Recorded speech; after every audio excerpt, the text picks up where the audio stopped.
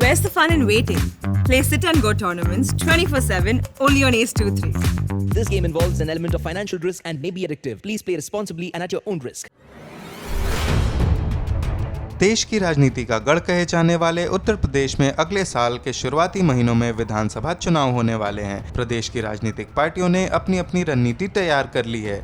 जहां एक तरफ विपक्ष की पार्टियां सत्ता में बैठे भारतीय जनता पार्टी की पकड़ कमजोर करना चाहती है, वहीं दूसरी तरफ योगी सरकार राज्य की जनता के लिए नई नई योजनाओं की शुरुआत कर रही है।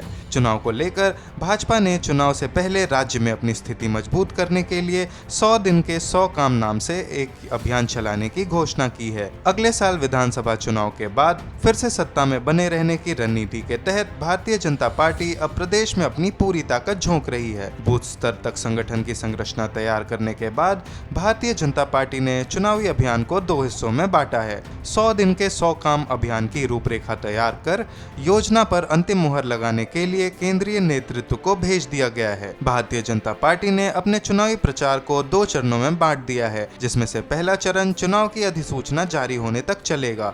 पार्टी ने पहले चरण की समय सीमा 1 अक्टूबर से 10 जनवरी तक प्रस्तावित की है और इसको 100 दिन के 100 काम नाम दिया है। बताया जा रहा है कि योगी मंत्रिमंडल और मंत्रिमंडल में शामिल किए गए नए चेहरे इन 100 दिनों में अपने अपने क्षेत्र में जाकर लोगों से जनसंपर्क करेंगे।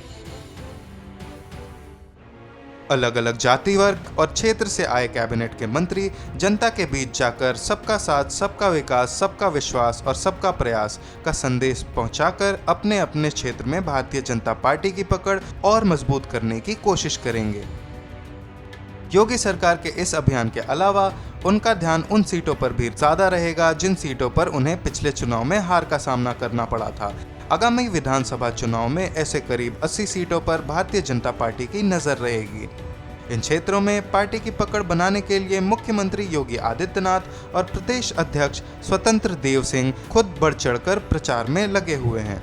आपको बता दें कि हाल में ही योगी सरकार ने अपने मंत्रिमंडल का विस्तार करके विपक्ष की पार्टियों को सख्ते में ला दिया था। दरअसल रविवार को योगी सरकार के मंत्रिमंडल में हुए इस विस्तार में जिन 7 नए चेहरों को शामिल किया गया, उससे ये साफ है कि भारतीय जनता पार्टी राज्य में जाति के आधार पर बनी हुई राजनीतिक पार्टियों का प्रभाव कम करना चाहती हैं।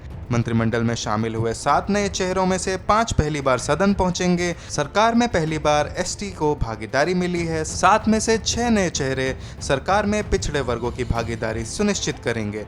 विधानसभा चुनाव से पहले सरकार के इस कदम से विपक्ष की पार्टियों में खलबली देखी जा सकती है। इतना ही नहीं, योगी सरकार ने उत्तर प्रदेश के गन्ना किसानों की समस्याओं को भी ध्यान में रखते हुए बीते दिनों में ही गन्ने के समर्थन मूल्य में भी बढ़ोतरी की थी। उत्तर प्रदेश के मुख्यमंत्री योगी आदित्यनाथ ने रविवार को लखनऊ में आयोजित किसान सम्मेलन में गन्ना किसानों के लिए समर्थन मूल्य 325 की जगह 350 रुपये प्रति क्विंटल करने की घोषणा की थी।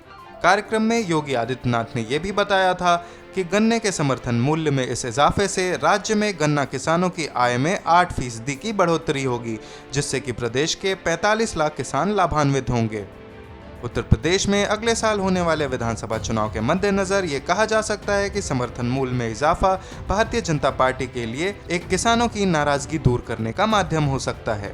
प्रदेश में होने वाले चुनाव के मद्देनजर जहां एक तरफ विपक्ष की पार्टियां अपने अपने जातिगत समीकरणों को ठीक करने में लगी हुई है, वहीं भारतीय जनता पार्टी का रुख थोड़ा अलग नजर आ रहा है।